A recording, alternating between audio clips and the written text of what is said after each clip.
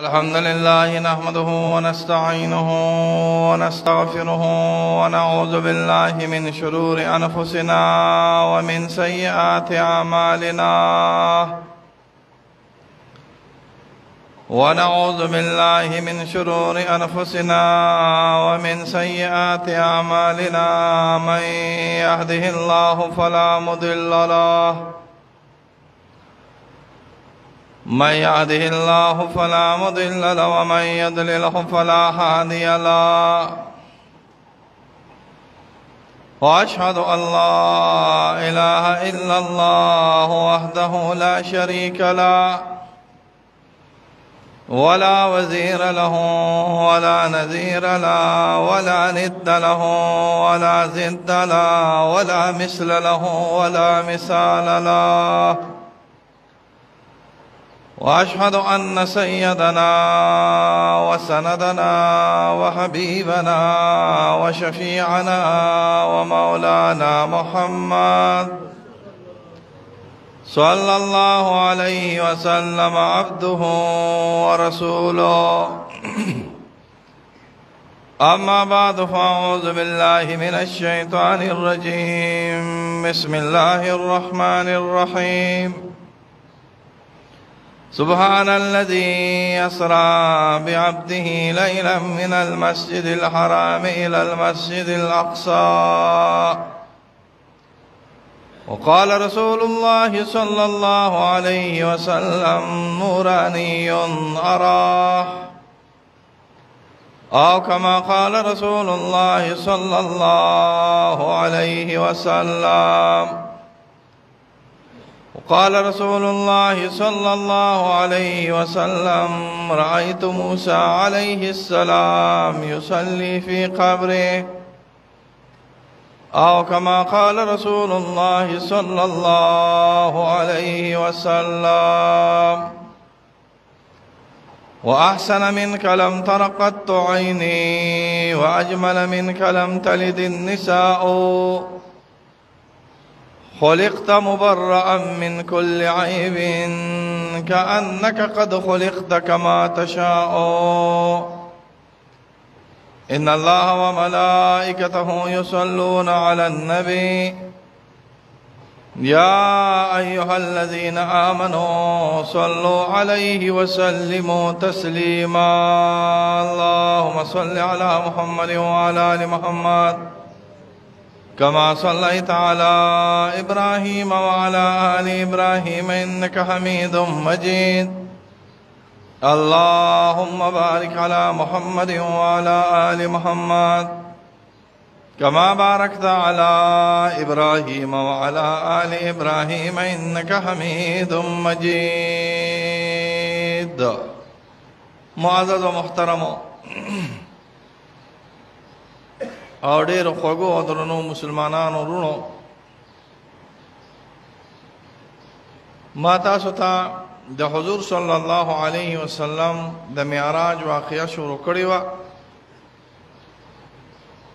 او نن به کوشش کوو ځکه چې رمضان راغی او د رمضان فضایل او د رمضان برکات ډېر زیات دي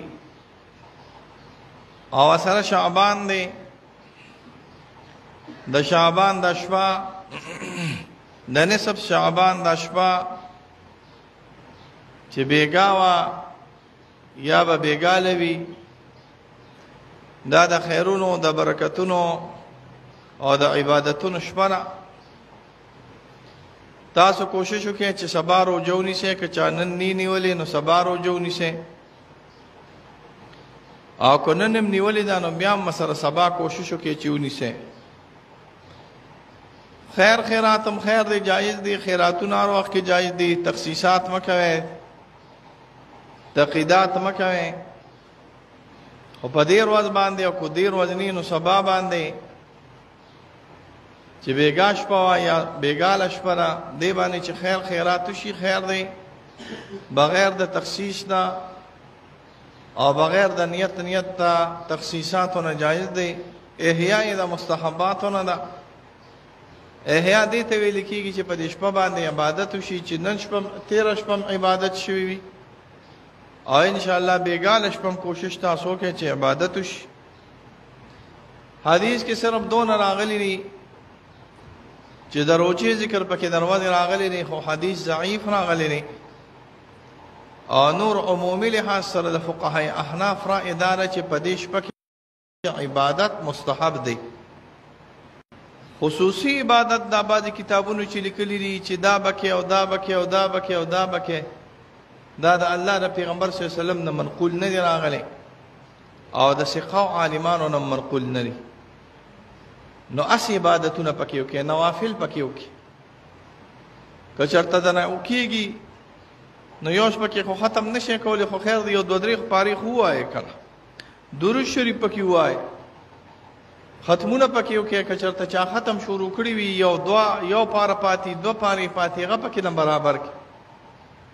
د هغې سره سره کوشش وکړي چې نن که نن نی نو سبا روژه مستحبن ونیسئ، په نیت ته څه سره د سنت نه، په نیت ته استحباب سره. سنت د نیت ته سنت په نه کوي، نیت په د استحباب کوي، یعنی یو خر ول راغلی. زیارت القبور هم پکې د مستحباتو نه راغلی دي. عالمګیري جلد نمبر 5 کې لیکلي دي چې په ایام متبرکو کې چې هغې کې دا د شعبان 15مه هم شمارلې ده او هغې کې عیدین او جمعه شمارلې ده. په جلد نمبر 5 عالمګیري کې تصریح کړې ده چې دا د مستحباتو نه دي. نو که تخصیصات نه کوي او بدعات پکې نه کوي او خپل والدینو له لاړې یا خپلو رشتہ دارانو له لاړې قبرونه وي یا نیکونه نه یا داسې نور کسانی بزرګانی، نو خیر دی، دا جائز او مستحب کار راغلی. او نور هغه اشیاء په دې کې د الله د طرف نه د ټول کال اعلانات کیږي، بجټ ایستل کیږي. نو چې په دې بجټ کې زمونږ حصو شي نو ښه نه که نه انشاءالله ښه. نو دا په څه سره کېږي؟ په دعا سره به کېږي. ګور حکومت چې کله بجټ وباسي نو دا د ټولې دنیا د ملازمین راولګي د دې بجټ په دې ورځو کې داسې مخکې لږ اړتالونه شروع کړي. نه نه چې ته د عبادت نه اړتال وکړي، نه اړتال به نه کې، خو د اړتال مقصد سره مطالبه شروع کړي، زما تنخواه اوچته کړي او ماله تنخواه زیاته کړي.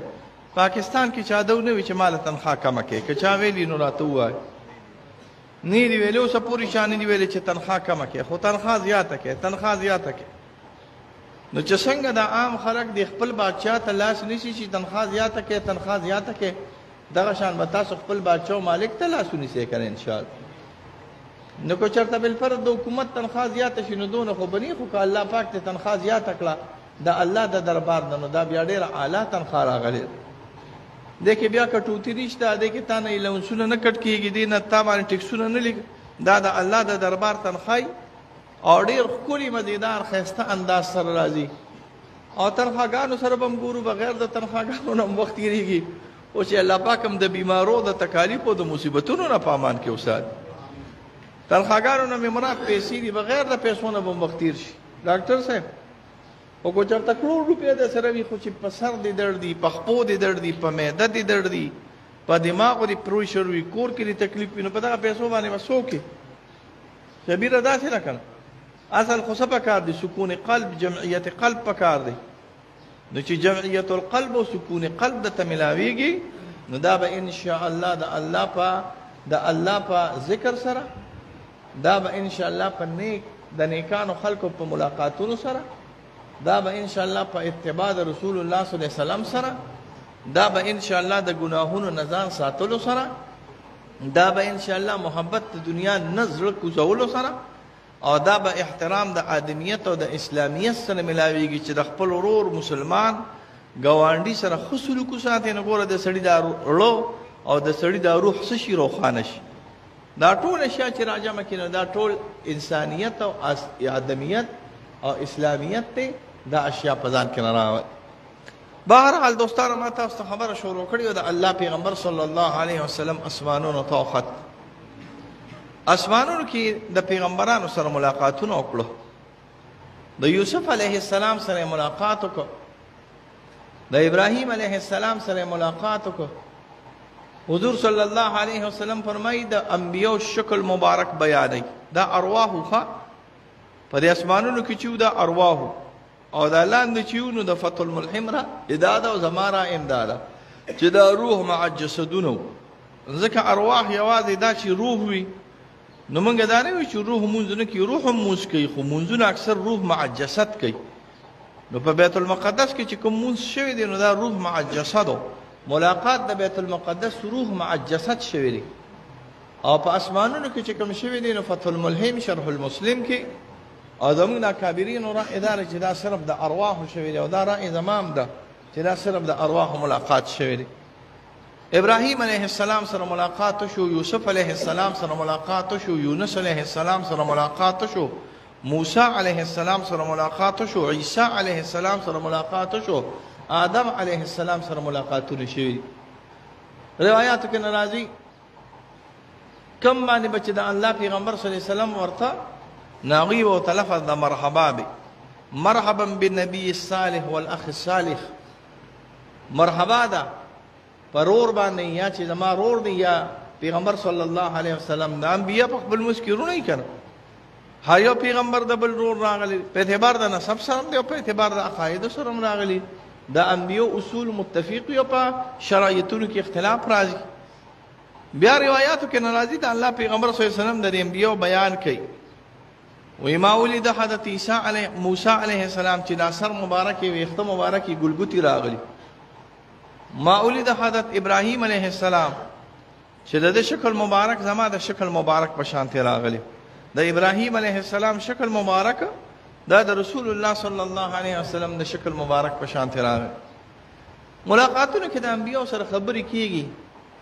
لکه روایاتو کې ناراضي موسی علیه السلام د بخاری روایت داري موسی علیه السلام داسې په دې ټولو پیغمبرانو کې داسې جلالی پیغمبر. د انبیا دوه قسمه ښه، یو هغه انبیاوی چې هغې ته مونږ جلالی پیغمبران وي او یو هغه انبیاوی چې هغې ته مونږ جمالی پیغمبران دي. دا جلالی پیغمبران څه ته وي او جمالی پیغمبران څه ته وي او دا جلالی انوار څه ته وي او جمالی انوار. هر پیغمبر باندې چې د تجلیاتو نه جلالی انوار راځي نو دې ته مونږ جلالی پیغمبران په یو ممرستو، او هر پیغمبر چې هغه باندې د الله تعالی د تجلیاتو نه جمالی انوار راځي نو هغې ته مونږ جمالی پیغمبر وي. جمالی هغه پیغمبران دي چې هغوی ډېر نرم خویو راغلي، مزاج یې نرم راغلي. لکه داسې کوم پیغمبر دی چې چېرته عمر کې جګړه نه ده کړې تاسو ته پته ده؟ عیسی علیه السلام. څه عیسی علیه السلام؟ عیسی علیه السلام په عمر کې چېرته جګړه نه ده کړې. خو داسې کوم پیغمبر دی چې بغیر د جګړې نه یو ورځ هم نه ده تېره شوې؟ موسی علیه السلام قوم یې پښتانه راغلي او موسی علیه السلام هم جلالی راغلی. هر وخت به جګړې وي، وخت به جګړې وي، هر وخت به جګړې وي. موسی علیه السلام خو جلال والا سړی. مبارک الاظهار ما تاسو ته ویلي دي کتاب دی هغه لیکلی و د سهار په وخت کې به یو ټوپی کېښوده په سر مبارک او چې ماښام به کېده نو هغه به ایره پرته وه په دې سر مبارک باندې به ایره شوې وه. نو چې په سر مبارک یې ایره کېږي نو خو غوسه کوي که نه.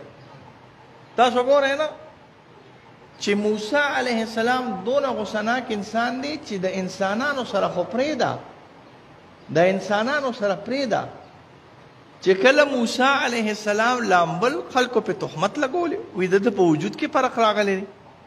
زما په خبر ورسې دا قصه واقع راته معلومه ده.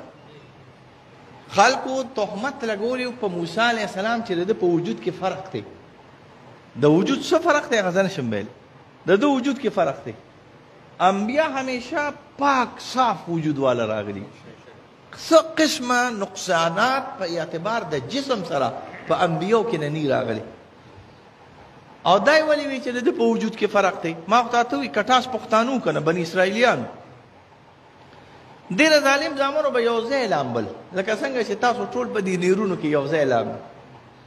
او تاسو چې یو ځای لامبئ نو تاسو چېرته پرده کړي وي وایه که نه که نه مړه ستاسو د نیرونه هغه پردې ما ته معلومې دي یو ورکوټې غوندې جانګې مچولي هغه نور خو هر څه پرېږده بلکل دا خانګې پکې د سړي ښکاري. ګوري ښکاري او که نه ښکاري خانګې ښکاري د ظالم د زامنو ورکوټې غوندې تړکې چولي.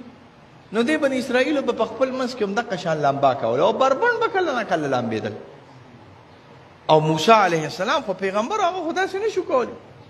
زموږ فقها وایي چې ته خو به بربنډ نه لامبې غسلخانه کې چې نو هم به ګورې مستحب دا دی چې غسلخانه کې په جنګي کې ولامبې ګورې ګډې وډې مه وایه ګورې هسې نه چې وی چې مفتي صاحب وی چې خامخا به غسلخانه کې په جنګي کې لامبې ځان له مشکلات مه پیدا کوئ خو مستحبه ده څه شی دی مستحبه ښه طریقه دا ده چې ته په غسلخانه کې په باتروم کې هم لامبې او بالکل لغړ سغړ نه ګورې چې ځان نه څه توکړي وي یا ځان نه جنګ خدا صرف مستحب ده ګورې ښه ځکه که چېرته انسان شکي وي او هغه لامبي نو یا به ځان پاکي یا به هغه جانګې پاکي نو بیا انسان نه پاکېږي دا صرف مستحب ده د مستحب د وجې نه به ځان مشکلاتو کې نه اچوي ګورې ښه دې نکتې ته سوچ کوه نو د شریعت حکم خدا دی چې لامبي نو د لمبا په وخت کې به هم په باتروم کې ځان نه ستاو کې نو پاتې لا دا چې پیغمبراني او بیا په سین کې لامبي او په وله کې لامبي نو چې په سین او په وله کې به لامبل نو موسی علیه السلام به د دوی سره نه لامبل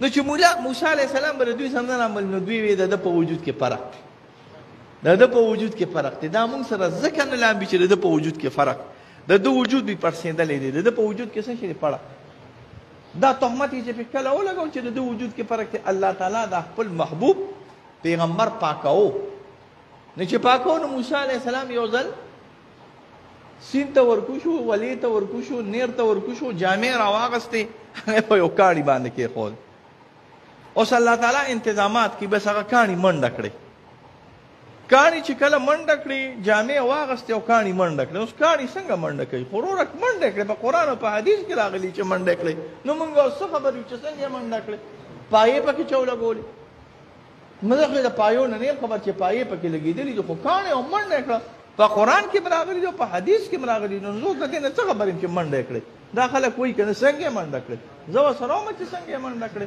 خو بس منډه یې کړې د قرآن آیات راغلي دي په حدیثو کې راغلي دي چې منډه یې کړې چې منډه یې کړې بس تو ډه شو چې د قوم په منځ کې نه ودرېد کاڼی د قوم منځ کې ودرېد موسی علیه السلام هم ورپسې داسې لاړ او داسې حالت کې نه لاړ چې جامې نه وي نو چې جامې نه وي نو خلکو ورته وکتل بدن مبارک یې ورته بدن مبارک یې ښکاره شو استرار دی او څه شي دی استرار دی دفن اعتراض مې وکړو نو چې بدن یې ښکاره شو نو د خلکو هغه اعتراض ختم شو چې د ده په وجود کې فرق دی نو خو موسی علیه السلام خو خپه وکړ نو امسا یې راواغسته او هغه کاڼي ته یې ونیوله نو تاسو سوچ کوئ چې امسا یې راواغسته او کاڼي ته یې ونیوله او کاڼي ووخه نو دا جلال دی خو دا جمال دی جلال دی که نه چې سنډار یې ووخي نو ته به مردې ته به یې مخې وي اولې ولې دا تاسو څه لیوني یې چې سنډار یې په ښکر باندې ووخي نو ته به مردې په ښکر باندې به یې وخې پیر صاحب مبارک و یو جي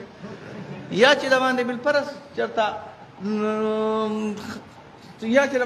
چېرته سپی چکو لګي یا د باندې خر چکو لګي نو ته به مردې په سپي به چک لګې په خر به چک لګې نو زناور دي نو چې زناور دي سنډا چې دې ووخي نو ته خو به نه ورځې چې لی والې ګډو والې په دغه باندې په ښکر باندې نو ته به مرځې په ښکر باندې به نه که نه شریعت کې دا معاف اشیا دي نو پاتې لا دا چې کاڼی خو موسی علیه السلام امسا توله کړو ګلاس دس چې دا کاڼي یې ووخ نو ګوره چې یو شخصیت کاڼي ته خپل بدل نه پرېږدي او یو شخصیت دونه غوسه کېږي چې د انسانانو په ځای باندې هغه کاڼي وخي نو هغه به انسانانو سره څه سلوک راغلی وي د جلال والا به راغلي موسی علیه السلام یو ځل داسې ناستو چرمخکې روانه وه داسې او په موسی علیه السلام باندې داسې ما د ادب د وجې نه بعد الفاظ نشم چرمخکې د پاس نه غول وکړو هغه د پاسه را پرېوتل د موسی علیه السلام په جامو مبارک باندې دی خو نازک مزاجو دا شو کتل الله پاک ته وی الله پاکه دا چرمخکې د څه پیدا کړی د دې د پیدا کېدو سب د دې د پیدا کېدو سو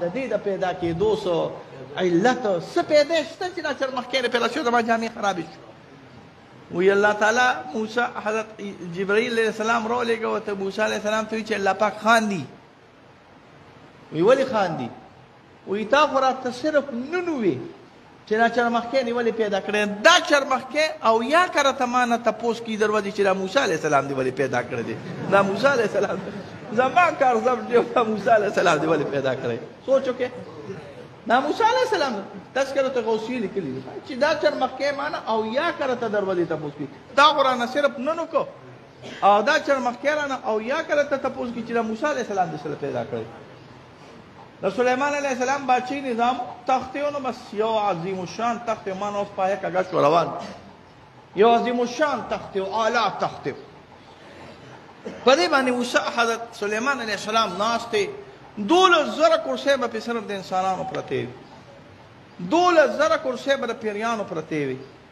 12,000 کرسۍ به د نورو مخلوقات وي لیکن 12 دوری 24 12 36,000 کرسۍ چې په یو پلیټ فارم باندې پرتې وي نو زم د دې نیم تنګي عمر ډاک براغلي وي ګوره سوچ دا ټول الوته موسی علیه السلام په خپل کرسۍ باندې یا په خپل محل کې یا په خپل تخت باندې ناست داسې یو چنچڼو په دې ورځو کې دا چنچڼ داسې دا لاس وخي راوخي او د چنچڼې ته ځان قریب کوي نور خو پوهېږې که نه دا لاس به یې داسې ووخه دا وزر یې داسې به ووخه او د چنچڼې نه به ورغی دا د دوی د بچو د راوړلو یو طریقه دی ښه د دې ځناور دا ځان له علم دی د هر ځناور یو بی وي ماران یو قسمه ماران دي د هغې مار یو بین پیدا شي دا مار وله راشي دغه شانتې داسې ځناور دي چې د هغې ماده بین کوي د هغه بین د وجې نه راځي خلک دا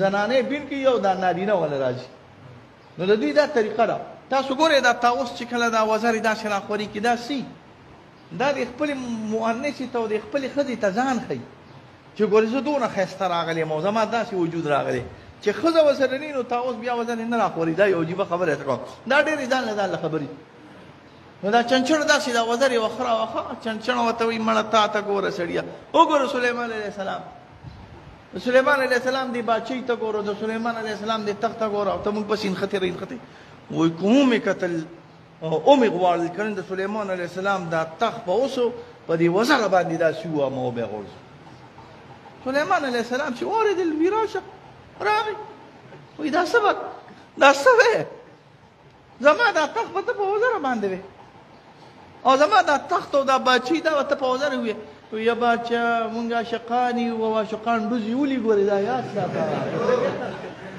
مونږ څه راغلي وو عاشقان یو او عاشقان ډوزې ولي ګورې عاشقان چې څومره ډوزې ولي پیر صاحب داسې ډوزې ګورې داسې ډوزې بابیان هم نه ولي ګورې یاد ساته داسې پرېږده که نه عاشقان چې څومره ډوزې ولي داسې ډوزې په پاکستان کې بابیان هم نه ولي نو عاشقان خو ډوزې ولي چې زه به دا وکړم او زه به دا وکړم موږ ورته هوایي فایرنګ وي یو چې د اوټونو کې څوک ودرېږي هغه وایي چې زه به د اسمان نه یو پوړی راکوزوم او ستاسو د کلي کې به ځي او په هغې باندې به فرشتې راځي او هر ماښام به خوراک راکوزوي وی الله دې ښه کړي شا خو نه کېږي ګوره یاد ساته او یو چې کله واده سړي نه کړی که نه او دغه معشوقې ته ډوزې ولي نو دا هوایي فایرنګ دی دې ته هوایي فایرنګ دا هوایي فایرنګ کله ناکله کېږي دا یاد ساتئ نو خبره مې د څه نه شروع کړې وه د انبیاو د ملاقاتونو د څه نه د انبیا ملاقاتونه وشو انبیاو سره موسی علیه السلام جلالی پیغمبر او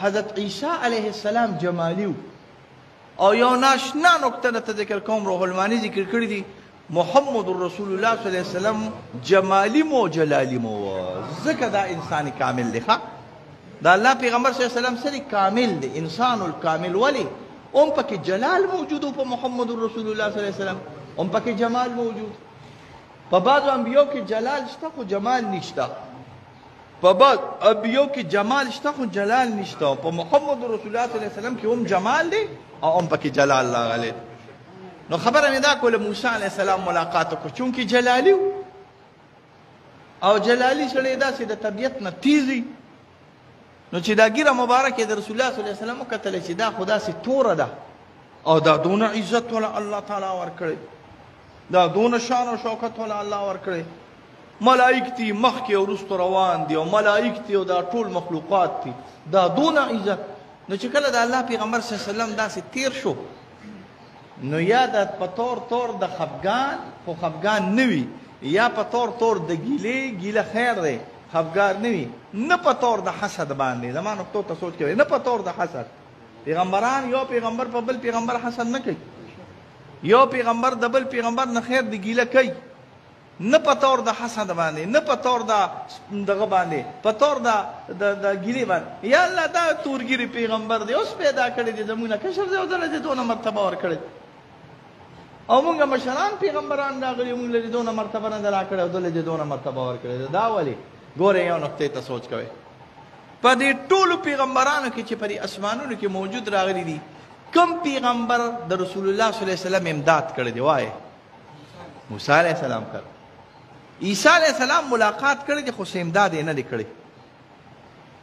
ابراهیم علیه السلام ملاقات کړی دی خو امداد یې نه دی کړی. موسی آدم علیه السلام ملاقات کړی خو امداد یې نه کړی. څه امداد یې کړی دی؟ امداد یې دا کړی دی چې کله مونځونه د باندې 50 کېښودلی شو که نه، نو دا آدم علیه السلام هم ورته ویلی شو چې نه دا کم کا، عیسی علیه السلام هم ورته ویلی شو چې دا کم کا، یونس علیه السلام هم ورته ویلی شو چې دا کم کا. خو چې راتېرېږي نو صرف یو شخصیت ته تپوس کوي څنګه چل دی، څه چلو شو؟ وایي 50 مونځونه یې راباندې کېښوده. وایي دا کم کا، ما په بني اسرائیلیانو باندې تجربې کړي دي 50 نو چې 10 مونځونه مشکلاتو سره کېږي، ورشه دا کم کا. نو ګوره امداد چا کړی دی؟ موسی علیه السلام. دا ولې؟ دا ځکه چې اول هغه ګیله کړې وه. نو دا امداد یې چې وکړم امداد د څه د وجې کېږي؟ د محبت د وجې کړه. ما په خبرو ځان تیا امداد د څه د وجې کېږي؟ د محبت. چې چا سره د محبت کېږي د هغه د امداد لاس ورځي نه.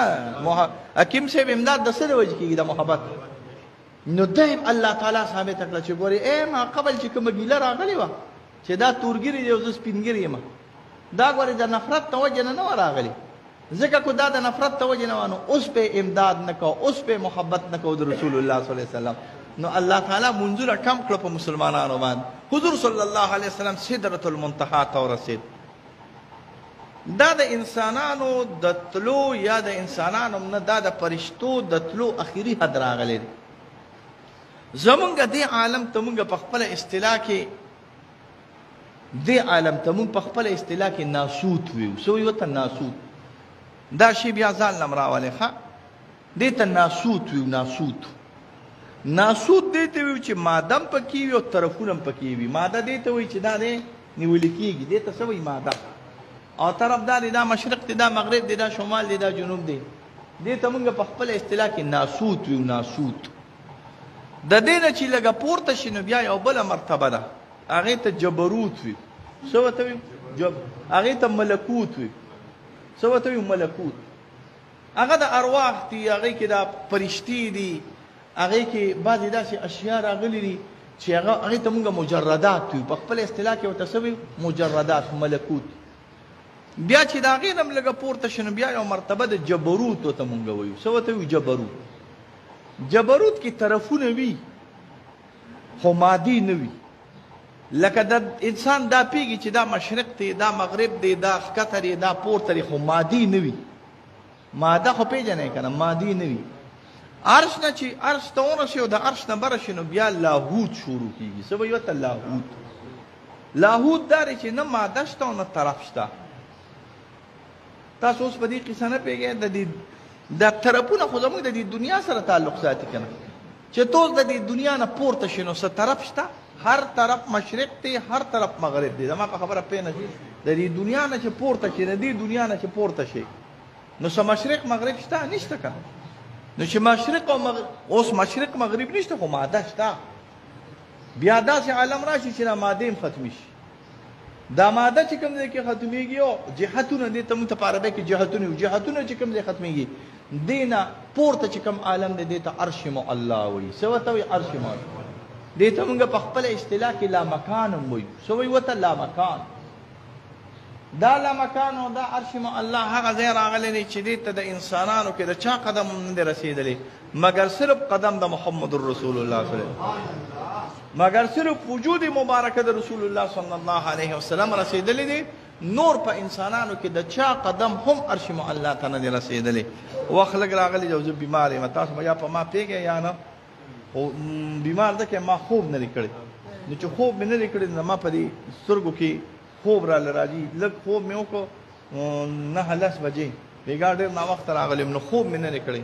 نو همیشه به تاسو دا نه وایئ چې دا مفتي صاحب به کښېني او سم بس شروع به واچي او دا 3 پاوه تقریرونه به کوي. کله ناکله انسان بیمارېږم به کله ناکله به انسان هم ستړی کېږم به کله ناکله به مې هسې تقریر تړل نه کېږي نو تاسو به کله ناکله په لږو خبرو هم ګزاره کوئ انشاءالله ښه الله خوشحاله کا الله د شرونو آفتونو په امان کې وساته د دواړو جهانو خیرونه او برکتونه دل الله تعالی سره زما درکا وصلی الله علی خیر خلقه محمد و آله و اصحابه